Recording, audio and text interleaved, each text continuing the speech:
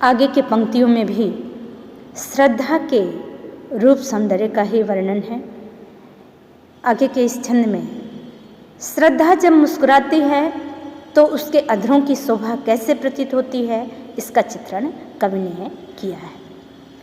और उस मुख पर वह मुस्कान, रक्त किस लय पर ले विश्राम, अरुण की एक किरण अम्लान, अधिक अलसाई हो अभिराम। देखें, कवि ने श्रद्धा के अधरों के सौंदर्य को इस तरह से चित्रित किया है कि श्रद्धा जब मुस्कुराती है कि और उस मुख पर वह मुस्कान, कि श्रद्धा जब मुस्कुराती हैं तो उनके अधरों की शोभा इस तरह से प्रतीत होती है कि रक्त किस लय पर ले विश्राम, कि जैसे लालिमा से युक्त किसी नए किसले पर, किसले यानी कोपले अर्थात जैसे कोई भी वृक्ष होता है और जब उसमें नए नए पत्ते निकलते हैं वो बिल्कुल लाल रंग के होते हैं, तो उन कोपलों पर, उन किसलयों पर जब अरुण की एक किरण अम्लान, अरुण यानी सूर्य की प्रातःकाल की जो किरणें होती हैं अलसाई हुई सी प्रतीत हो रही हों, तो प्रातःकाल की किरणें जब किसी वृक्ष की कोमल कोपलों पर या किसलयों पर पड़ती हैं तो वो बिल्कुल लाल रंग की चमकती है, यानी अत्यंत सुंदर प्रतीत होती हैं। तो उसी प्रकार से जो है श्रद्धा जब मुस्कुराती हैं तो उनके अधरों की लालिमा प्रतीत होती है। फिर से देखें, और उस मुख पर वह मुस्कान, रक्त किस लय पर ले विश्राम, कि श्रद्धा जब मुस्कुराती हैं तो उनके अधरों की लालिमा या उनके अधरों का सौंदर्य कैसे प्रतीत होता है कि जैसे लालिमा से युक्त नए कोपलों पर, नए किसलियों पर जब सूर्य की अलसाई हुई किरणें पड़ती हैं तो ऐसा प्रतीत होता है जैसे सूर्य की प्रातःकाल की अलसाई हुई किरणें उन कोपलों पर विश्राम कर रही हो, आराम कर रही हो। अधिक अलसाई हो अभिराम, अभिराम यानी सुंदर, कि जिस प्रातःकाल की किरणें वृक्षों के नए कोपलों पर या किसलयों पर जब पड़ती हैं जो बिल्कुल लाल रंग की होती हैं, तो जिस तरह से वो कोपलें चमकती हैं उसी तरह से जब श्रद्धा मुस्कुराती हैं तो उनके अधरों की लालिमा प्रतीत होती है या उनके अधरों का सौंदर्य प्रतीत होता है। यहाँ तक कवि ने श्रद्धा के रूप सौंदर्य का वर्णन किया और बहुत सुंदर सुंदर उपमानों के माध्यम से श्रद्धा के रूप सौंदर्य का वर्णन किया। अब आगे का जो छंद है इसमें मनु अपना परिचय बताना चाहते हैं श्रद्धा को। देखें, श्रद्धा को जब मन देखते हैं तो उन्हें श्रद्धा का सौंदर्य बिल्कुल जादुई और चमत्कारिक लगता है और उसके सौंदर्य को जिस तरह से मनु ने अनुभव किया उसका चित्रण जो है कवि ने अब तक के छंदों में आपने देखा, उसका चित्रण कवि ने किया था। अब मनु श्रद्धा को अपना परिचय बता रहे हैं। मनु श्रद्धा से कहते हैं, कहा मनु ने नभ धरणी बीच बना जीवन, रहस्य निरुपाय एक उल्का सा जलता भ्रांत, शून्य में फिरता हूँ असहाय।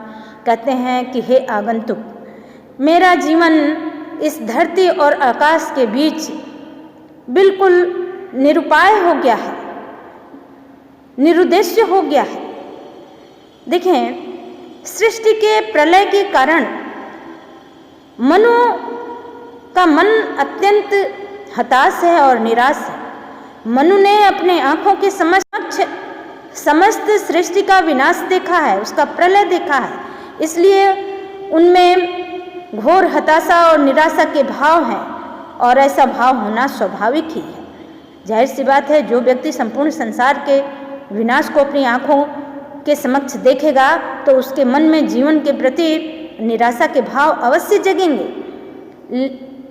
इसलिए मनु अत्यंत हताश और निराश हैं और जब श्रद्धा से बात करते हैं तो उनकी हताशा और निराशा उसमें झलकती है। वो कहते हैं कि हे आगंतुक, मेरा जीवन इस धरती, धरणी यानी धरती, नभ यानी आकाश, इस धरती और आकाश के बीच बिल्कुल निरुद्देश्य हो गया है, निरुपाय हो गया है। मेरे जीवन जीने का कोई उद्देश्य नहीं रह गया है और मैं ठीक उसी तरह से इस धरती और आकाश के बीच भ्रमण कर रहा हूँ जैसे एक उल्का सा जलता भ्रांत शून्य में फिरता हूँ असहाय। उल्का सा जलता भ्रांत, इसमें जो है उपमा अलंकार है कि जिस तरह से कोई उल्का पिंड अपने ग्रह से बिछुड़ करके, अपने कक्ष से भ्रमित होकर के ब्रह्मांड में, अंतरिक्ष में विचरण करता रहता है और अंततः कहीं गिर करके, जल करके भस्म हो जाता है, उसका कोई एक उद्देश्य नहीं रह जाता। ठीक उसी तरह से मेरा भी जीवन है कि अब मेरे जीवन का कोई उद्देश्य नहीं रह गया है और उसी उल्का पिंड के भांति मैं भी इस धरती और आकाश के बीच निरुद्देश्य या निरुपाय होकर के घूम रहा हूँ। तो यहाँ पर मनु के मन में जो हताशा है, जो निराशा है, उसका भाव भी दिखाई देता है। रस की दृष्टि से इसमें एक तरह से निर्वेद माने इसका स्थायी भाव है, यानी मनु के मन में जीवन के प्रति एक वैराग्य का भाव, विरक्ति का भाव जागृत हो गया। तो शांत रस भी है और श्रृंगार छंद पहले जैसा, भाषा बिल्कुल शुद्ध साहित्यिक खड़ी बोली, एक उल्का सा जलता भ्रांत, इसमें उपमा अलंकार है, लक्षणा शब्द शक्तियाँ हैं। कठिन शब्दों के अर्थ देख लीजिए, नभ यानी आकाश, धरणी यानी धरती, अभिराम यानी सुंदर, और इसी तरह से रक्त किसलय, रक्त यानी लाल रंग का, किसलय यानी कोपले, और अम्लान यानी बिल्कुल निर्मल। और फिर हम आगे के छंद को देखें। कौन हो तुम वसंत के दूत, विरस पतझड़ में अति सुकुमार, घन तिमिर में चपला की रेख, तपन में शीतल मंद बयार, लगा कहने आगंतुक व्यक्ति, मिटाता उत्कंठा सविशेष, दे रहा हो कोकिल सानंद, सुमन को जो मधुमय संदेश। देखें, मनु श्रद्धा से बात कर रहे हैं और उसी संदर्भ में आगे भी मनु भी श्रद्धा का परिचय जानना चाहते हैं, इसलिए वो श्रद्धा का परिचय पूछते हैं कि कौन हो तुम वसंत के दूत, कि हे आगंतुक तुम कौन हो। श्रद्धा का आगमन मनु को ऐसा प्रतीत हो रहा है जैसे कि पतझड़ में अचानक वसंत आ गया, विरस पतझड़ में अति सुकुमार। देखें, कवि ने बड़े सटीक उपमानों का प्रयोग किया है। मनु का जीवन अब तक बिल्कुल नीरस, हताशा और निराशा से युक्त है, पतझड़ की तरह से, और ऐसे में श्रद्धा का आगमन, क्योंकि मनु के अतिरिक्त उस समय कोई भी जीवित प्राणी नहीं था, और जीवित प्राणी के रूप में एकाएक किसी मनुष्य का आगमन, वो भी किसी उदात्त गुणों से युक्त नायिका का आगमन, ठीक इसी तरह से है जैसे नीरस पतझड़ में अचानक बसंत आ गया हो। इसीलिए कवि ने ऐसे उपमानों का प्रयोग किया है। मनु को श्रद्धा का आना सुखदायी भी प्रतीत होता है। उसके आने से उनके मन में आशा के भाव, हर्ष के भाव उत्पन्न होते हैं। इसलिए मनु श्रद्धा से पूछते हैं कि हे आगंतुक तुम कौन हो, कौन हो तुम वसंत के दूत, विरस पतझड़ में अति सुकुमार। मनु श्रद्धा से पूछते हैं कि हे आगंतुक तुम कौन हो, और इस निर्जन स्थान में आकर तुमने ठीक उसी प्रकार से मेरे इस नीरस और अभाव युक्त जीवन में एक आशा की किरण को प्रस्फुटित किया है, या एक आशा के संदेश को दिया है। जिस प्रकार से पतझड़ के समय में कोयल आती है और कोयल अपने मीठे स्वर से बसंत के आगमन की सूचना देती है, तो इस तरह से हे आगंतुक कि समय मेरा जीवन बिल्कुल नीरस पतझड़ की तरह से है और तुम्हारा आगमन वसंत की तरह से है कि जिस तरह से नीरस और वीरान निर्जन पतझड़ में जब कोयल जो है मधुर स्वर में कूकती है तो ये आभास हो जाता है कि जैसे वसंत आने वाला हो। इसी तरह से हे आगंतुक तुम कौन हो, या तुम्हारा आगमन ऐसे प्रतीत हो रहा है कि घन तिमिर में चपला की रेख, तपन में शीतल मंद बयार। यहाँ प्यारे बच्चों देखिए, इस किताब में गलत दिया है। ये जो शब्द है घर, घर लिखा है, वास्तव में घर नहीं, ये घन है। तो आप जब इसे अपनी किताब खोल कर रखेंगे और उसमें देखेंगे तो ये घन है, घन तिमिर में चपला की रेख। तो घन तिमिर, घन यानी बादल, यानी बादलों के अंधकार के बीच जिस तरह से चपला, चपला यानी बिजली, बिजली जब चमकती है तो क्षण भर के लिए ही प्रकाश हो जाता है और अंधकार मिट जाता है।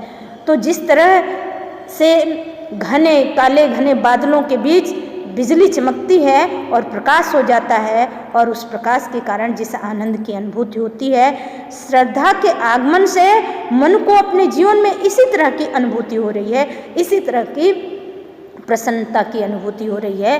या कहते हैं तपन में शीतल मंद बयार, कहते हैं कि हे आगंतुक तुम्हारा आगमन या तो ऐसा प्रतीत हो रहा है कि जैसे तीक्ष्ण गर्मी से जला भुना व्यक्ति जब शीतल सुगंधित वायु के स्पर्श को प्राप्त करता है तो जिस तरह के आनंद की अनुभूति होती है, इसी तरह से जो है तुम्हारे आने से आनंद की अनुभूति हो रही है। देखिए, तमाम जो उपमान प्रयुक्त किए गए हैं बड़े सटीक उपमान हैं।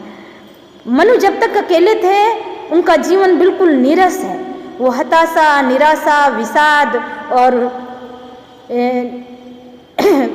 निर्वेद के भाव से युक्त है। जीवन के प्रति उनका मन अत्यंत ही निराशाजनक हो गया। इसलिए वो कहते हैं कि मेरा जीवन जो है उस उल्का पिंड की भांति है जो निरुद्देश्य ही अंतरिक्ष में भ्रमण करता है और अंततः जलकर भस्म हो जाता है। और जब श्रद्धा को देखते हैं तो कहते हैं कि हे आगंतुक तुम कौन हो, तुम्हारा आगमन मेरे जीवन में उसी तरह से प्रतीत होता है जैसे विरस पतझड़ में अति सुकुमार, जैसे पतझड़ में अचानक वसंत आ गया हो, यानी नीरस पतझड़ में जब कोयल मधुर स्वर में कूकती है तो वो बता देती है कि वसंत आ रहा है, वसंत के आने की सूचना देती है। तो तुम्हारा आगमन वसंत में जैसे पतझड़ आ गया हो, जैसे कि पतझड़ में अचानक वसंत आ गया हो, उस तरह से प्रतीत हो रहा है। या तुम्हारा आगमन कैसा प्रतीत हो रहा है, जैसे घन तिमिर में चपला की रेख, जैसे काले घने बादलों के बीच जब चपला, चपला यानी बिजली जब चमकती है तो जिस तरह से क्षण भर के लिए ही या कुछ समय के लिए ही प्रकाश हो जाता है अंधकार में, उस तरह से तुम्हारा आगमन प्रतीत हो रहा है। या तुम्हारा आगमन मेरे तन मन को उसी तरह से आनंदित कर रहा है, तपन में शीतल मंद बयार, जैसे तीक्ष्ण गर्मी से जला भुना व्यक्ति जब शीतल सुगंधित वायु के स्पर्श को प्राप्त करता है, जिस आनंद की अनुभूति होती है, उसी तरह से तुम्हारा आगमन प्रतीत हो रहा है। जब मनु अपनी बात ये कह लेते हैं तब श्रद्धा अपने बारे में बताती है। नीचे की पंक्तियों में इसी का चित्रण है। लगा कहने आगंतुक व्यक्ति मित्राता उत्कंठा सविशेष, दे रहा हो कोकिल सानंद सुमन को जो मधुमय संदेश। तब आगंतुक श्रद्धा जो है मन के उत्कंठा को, उनकी जिज्ञासा को शांत करते हुए अपना परिचय इस प्रकार से दे रही हैं। दे रहा हो कोकिल सानंद सुमन को जो मधुमय संदेश, कि जैसे कोयल जो है बड़े आनंदित होकर के बाग वन उपवन के पुष्पों को वसंत के आगमन की सूचना दे रही हो, इस तरह से श्रद्धा अपना परिचय मन को बता रही हैं। देखें यहाँ पर सुमन को जो मधुमय संदेश, ये जो वाक्य है यहाँ सुमन शब्द दो अर्थ लिए हुए है। सुमन यानी पुष्प और सुमन यानी सुंदर मन वाले। तो सुंदर मन वाले मन को श्रद्धा अपना परिचय इस प्रकार से बता रही हैं, उनकी उत्कंठा को, उनकी जिज्ञासा को शांत करते हुए, जैसे कोयल, यहाँ दृष्टांत अलंकार है कि जैसे कोयल अत्यंत मीठे स्वर में बाग वन उपवन के पुष्पों को वसंत के आगमन की सूचना दे रही हो, इस तरह से श्रद्धा अपना परिचय मन को दे रही है। तो दृष्टांत सुमन को ज्यों मधुमय संदेश, दृष्टांत अलंकार भी है। और यहाँ पर तपन में शीतल मंद बयार, इसमें भी घन तिमिर में चपला की रेख, तपन में शीतल मंद बयान। तो रूपक अलंकार भी है, उत्प्रेक्षा भी है और उपमा अलंकार भी है। इन पूरी पंक्तियों में उपमा, रूपक और उत्प्रेक्षा अलंकार है। लक्षणा शब्द शक्तियाँ हैं और श्रद्धा के रूप सौंदर्य का अत्यंत सूक्ष्म और मनोहारी चित्रण कवि ने किया है, जिसमें प्रकृति के चेतन स्वरूप की कल्पना करके उसे नायिका पर आरोपित कर दिया गया है। रस की दृष्टि से श्रृंगार रस है और भाषा बिल्कुल संस्कृत निष्ठ हिंदी है या परिष्कृत खड़ी बोली हिंदी है।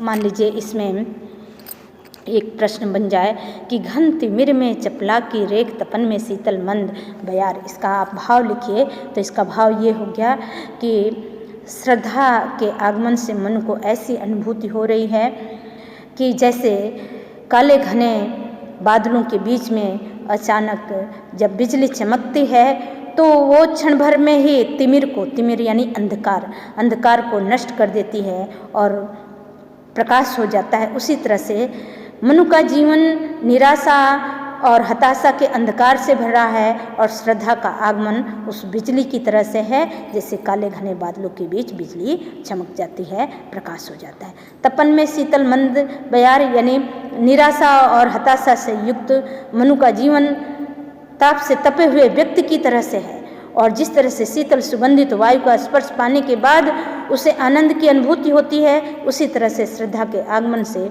मन को एक सुखद अनुभूति होती है। विगत छंदों में हमने देखा कि श्रद्धा अपना परिचय जब मन को बता रही हैं तो ऐसा प्रतीत हो रहा है जैसे कि कोयल बाग वन उपवन के वृक्षों को, पुष्पों को वसंत के आगमन की सूचना दे रही हो।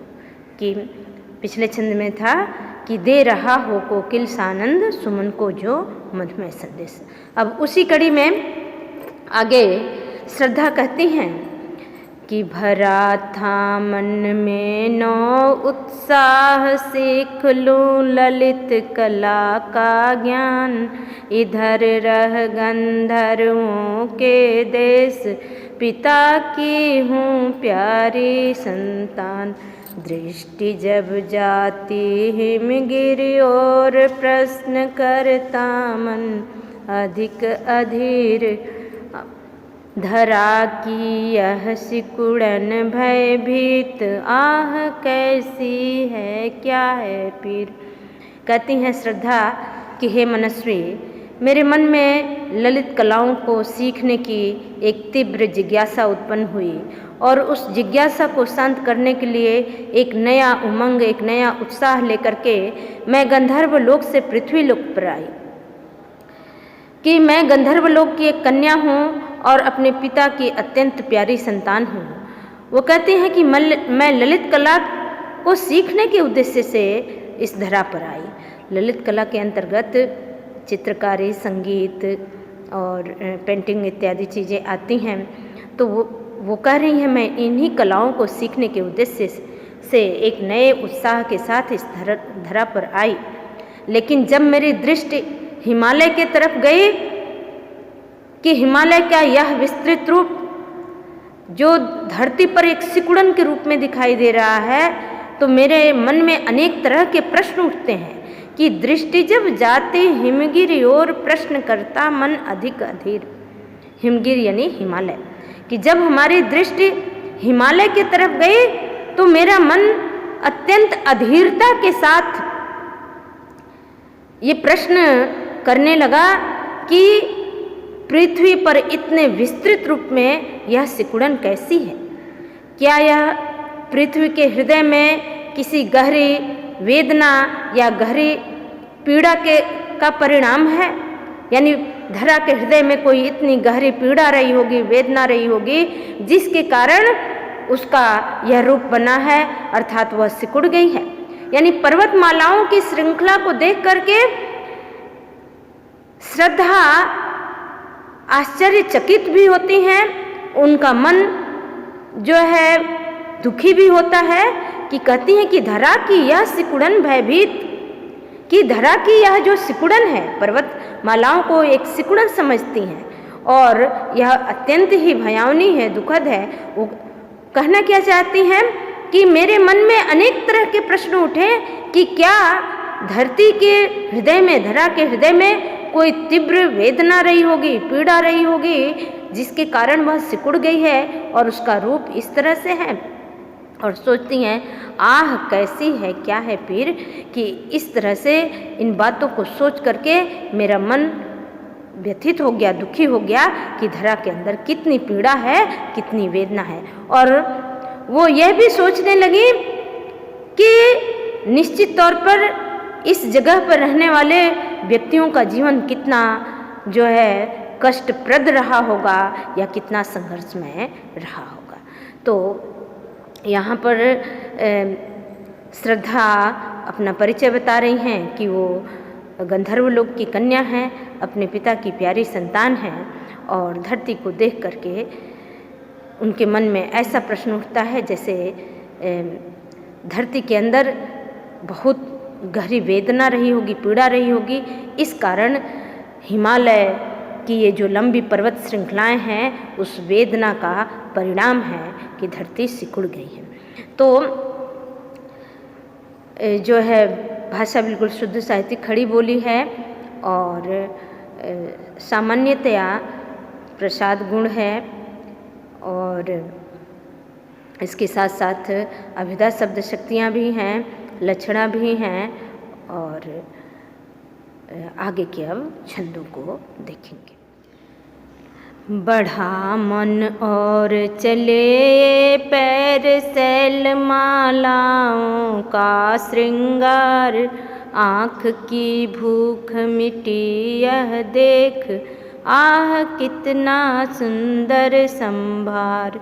यहाँ देखा कुछ बल का अन्न, भूत हित रत यह किसका दान। इधर कोई है अभी सजीव, हुआ ऐसा मन में अनुमान। पिछले छंद में हमने देखा कि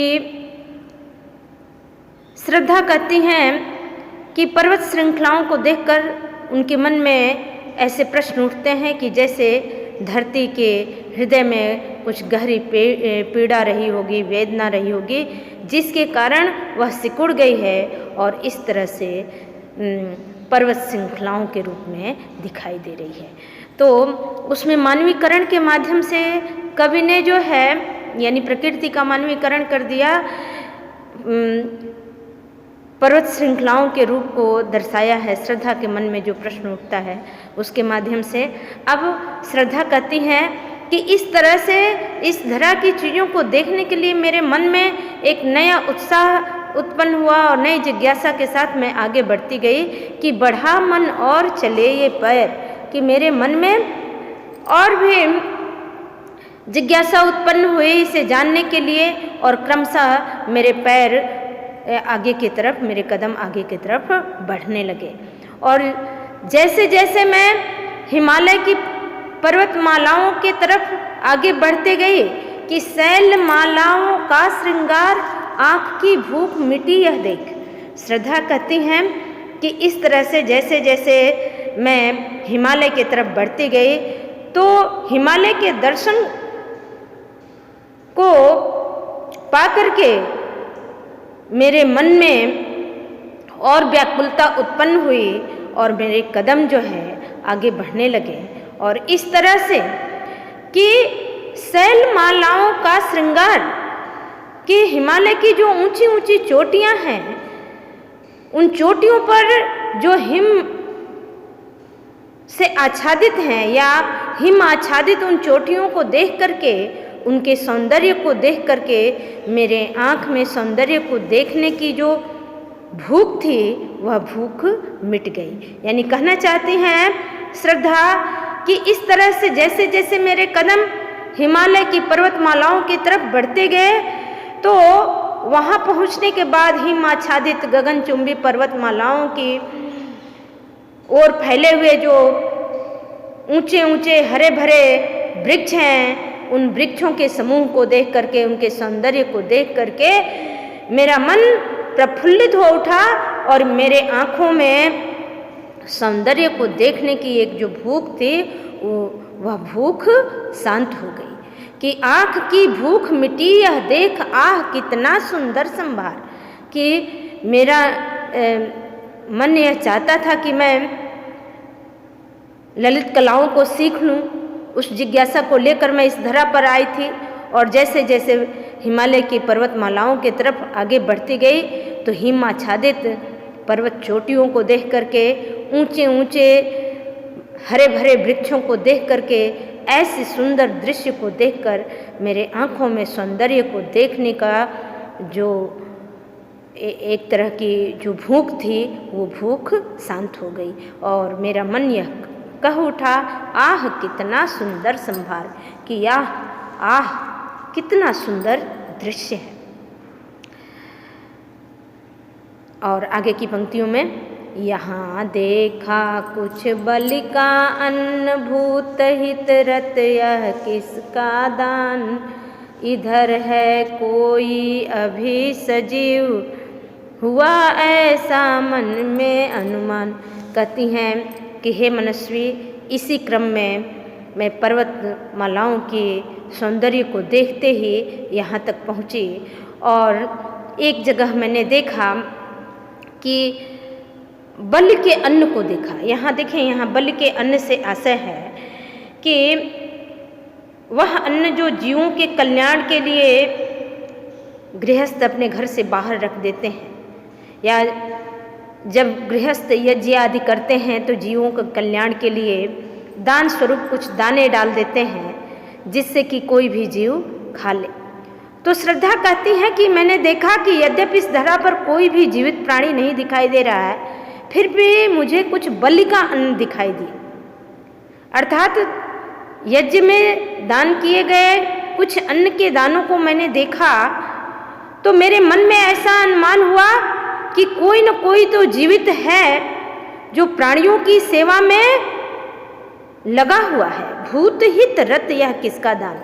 यहाँ भूत से आशय है प्राणी, जीव, कि कोई तो अभी सजीव है, यानी सजीव में भी कोई चैतन्य प्राणी है, अर्थात कोई मनुष्य है जो जीवित है, जो प्राणियों की सेवा में लगा हुआ है। तो आखिर वो कौन है जिसने प्राणियों की सेवा में यह अन्न का दान किया है।